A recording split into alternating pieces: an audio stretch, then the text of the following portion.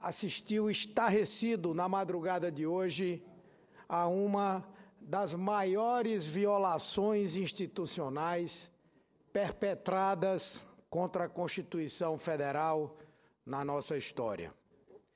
Paralelo igual, talvez só tenha sido registrado no período da ditadura militar, quando as leis existiam apenas para serem usadas em favor dos generais de plantão e, se não atendiam aos seus interesses, eram torturadas até que os servissem como eles desejavam.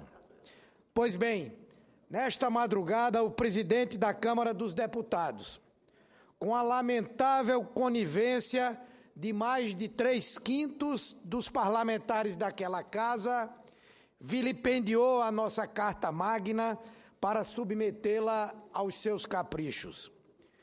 Agindo como um déspota, colocou em votação uma matéria derrotada no dia anterior, simplesmente porque não aceitou ser vencido pela vontade soberana do plenário.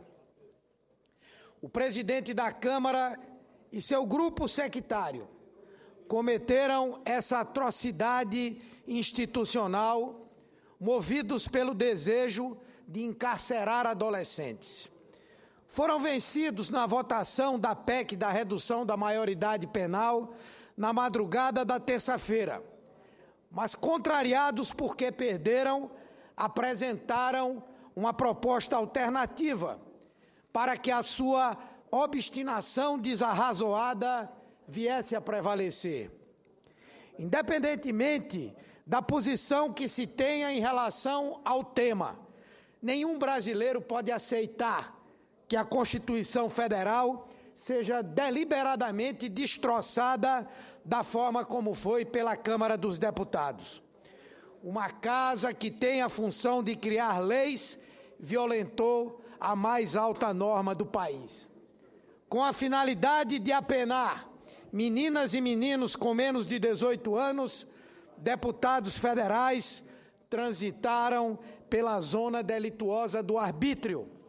Dessa forma, a PEC aprovada nesta madrugada é tão ilegal quanto qualquer conduta que aqueles parlamentares pretendam criminalizar.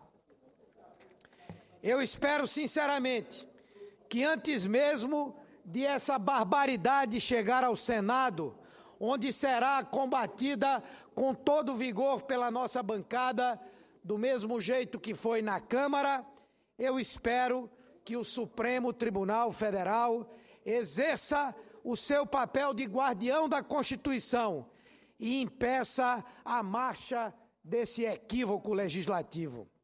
Se assim proceder, o STF não estará fazendo qualquer ingerência indevida sobre o poder legislativo. Antes de tudo, estará preservando o Congresso Nacional de uma vergonha histórica. Essa violência ao texto constitucional é preciso ser denunciada a todo o Brasil. Ela foi cometida pelo que há de mais conservador e atrasado dentro deste Congresso Nacional, por uma corrente capitaneada pelo presidente da Câmara e que agrega a chamada bancada da bala, aos quais, estranhamente, o PSDB tem se associado. E digo estranhamente porque o PSDB nasceu da luta pela redemocratização, mas já há algum tempo está sob direção errática, adotando posturas incompatíveis com a sua história. É incompreensível que os deputados tucanos tenham se perfilado obedientemente ao obscurantismo da Câmara e esmagadoramente anuído com a violência constitucional para impor à sociedade o encarceramento da juventude. Assisti há poucos dias com muita atenção o discurso da nossa colega senadora Lúcia Vânia, que desta tribuna anunciou o seu desligamento do PSDB depois de mais de 2 décadas de filiação, ela, um respeitado quadro do partido, que foi ministra do presidente Fernando Henrique Cardoso. E dizia a senadora Lúcia Vânia, numa brilhante análise da conjuntura atual, abre aspas, hoje me sinto desconfortável no partido. Talvez eu não tenha tido a capacidade de fazer a transição para este novo momento. Não acredito em uma oposição movida a ódio.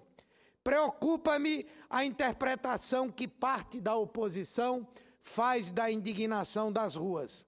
Nós estamos adubando os caminhos para os extremos, para os radicais se aninharem em todos os espaços da vida nacional.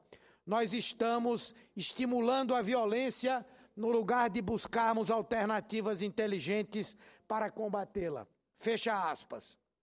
De forma que não posso deixar de concordar que o PSDB, lamentavelmente, tem se posicionado como um partido irascível e retrógrado, radicalizado à direita, estimulando movimentos que querem meter o Brasil na idade das trevas.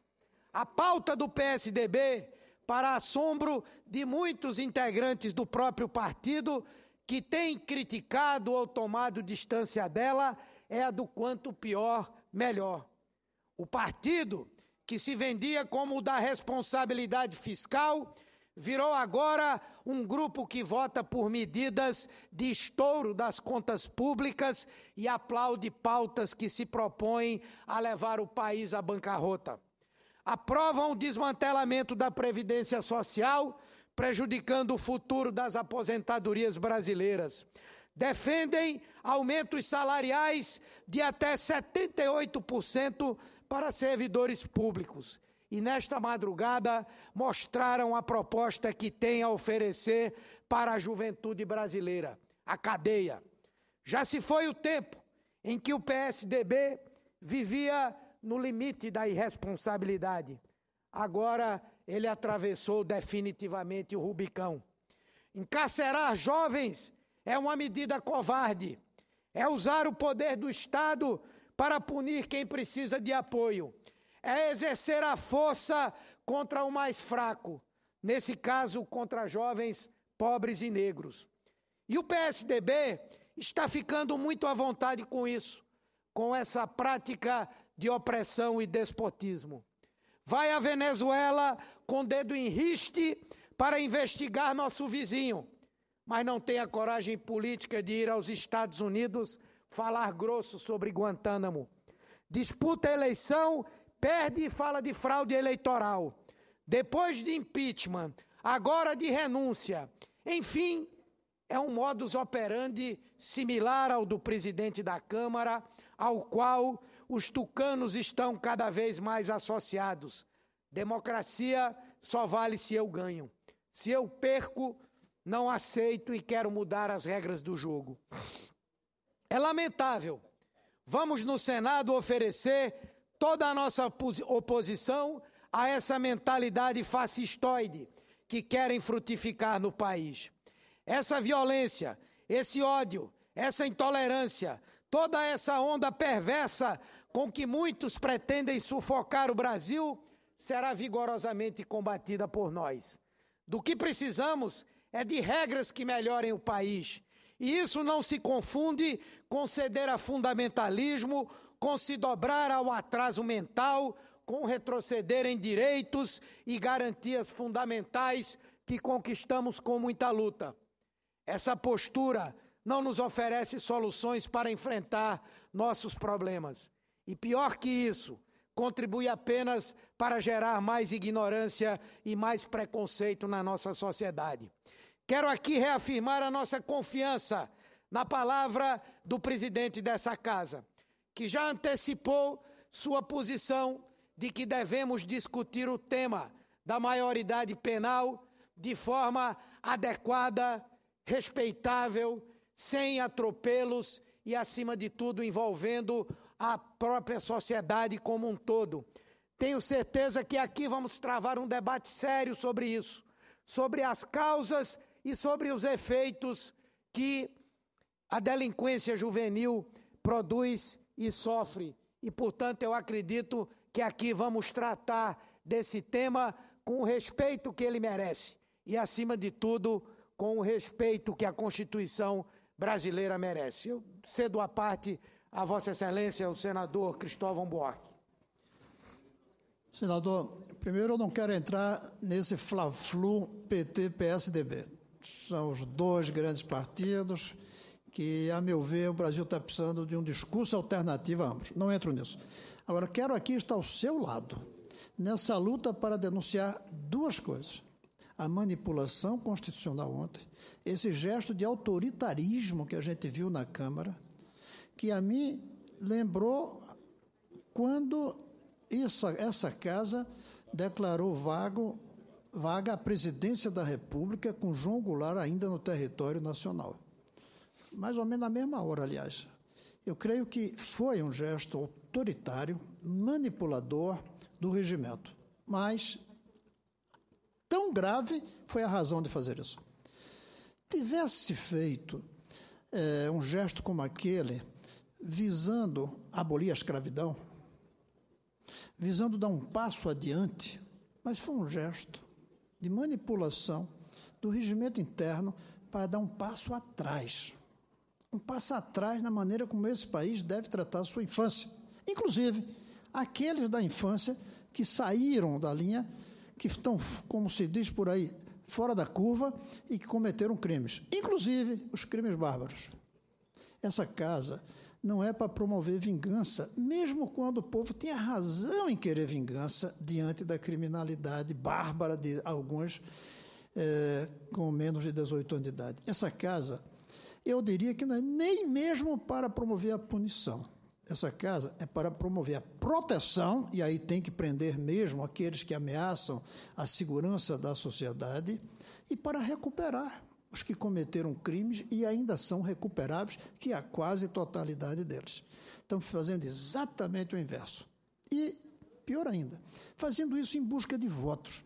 Porque a opinião pública tem todo o direito, razão de estar indignada, com raiva, querendo, vou dizer a expressão certa, querendo sangue daqueles que tiraram sangue de inocentes. Estão querendo.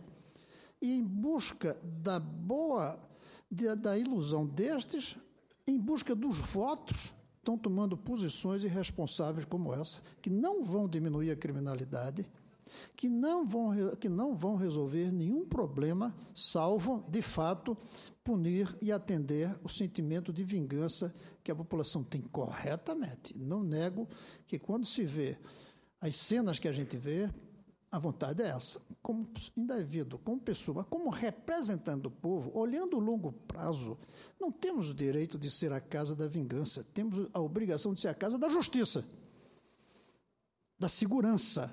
E aí tem que segurar algumas dessas pessoas para que não venham cometer esse crime outra vez, tentando recuperar essas pessoas. Eu creio que foi uma vergonha.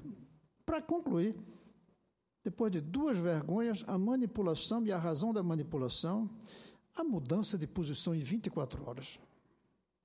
Isso não se vê numa casa parlamentar séria. Sobretudo, mudança em 24 horas sobre uma reforma na Constituição. Reforma da Constituição, nos outros países sérios, pelo menos, se faz de décadas em décadas, não em 24 horas. Numa hora se decide uma coisa, na outra hora decide outra. Numa reforma à Constituição, uma coisa que deveria procurar ser permanente, que exige debates muito profundos, como também o que está se querendo fazer com a Petrobras.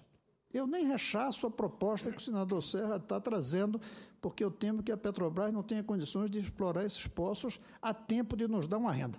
Mas não se pode aprovar isso depressa.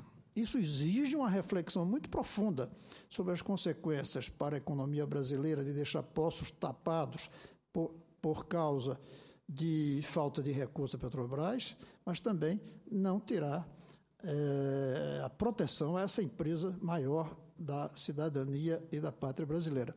Então, eu sou solidário com a sua preocupação e eu espero que a gente traga para essa casa e barre esse gesto. Eu não vou dizer insano, porque eles têm na cabeça deles ganhar voto. E é possível que estão conseguindo, aproveitando a raiva que a população hoje vive. Mas aqui não se legisla com raiva, aqui se legisla com responsabilidade. Agradeço a parte de Vossa Excelência e incorporo integralmente ao meu discurso, tirando a parte do Fla-Flu. E ouço com atenção a senadora Vanessa Graziotin.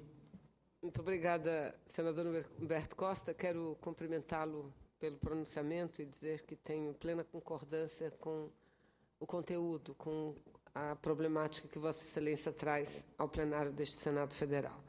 Eu não quero entrar no mérito da questão da maioridade penal, nós teremos muito debate pela frente, também comungo com suas opiniões e com a opinião agora expressa e manifestada pelo senador Cristóvão Buarque. Tenho procurado acompanhar de perto o debate na Câmara e quanto mais acompanho os debates, mais me convenço que o caminho não é a diminuição da maioridade penal, de jeito nenhum. Porque não só pelo fato em si, mas pelas consequências que isso pode trazer.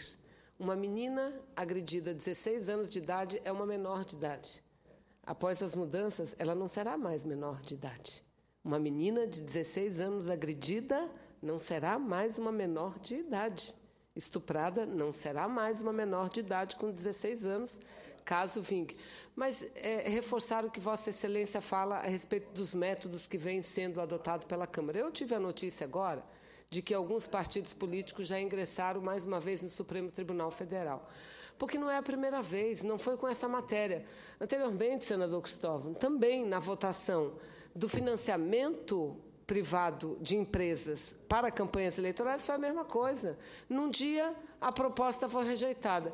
Promove-se alguma mudança e aprova-se em outro dia, sabe-se lá com que método sendo utilizado. Então, Vossa Excelência tem razão, senador. É preciso que a gente debata mais e a Câmara vem debatendo e nós precisamos apoiar as forças progressistas daquela casa que não pode viver nessa instabilidade e incerteza, que as coisas só param de ser debatidas a partir do momento em que o presidente da Câmara aprovar aquilo que seja de seu interesse. Cumprimento pela coragem e pelo tema importante que traz a casa, senador. Agradeço a parte de Vossa Excelência e incorporo integralmente ao meu pronunciamento. Quero agradecer à presidenta a tolerância com o tempo e agradecer a todos os senadores e senadoras.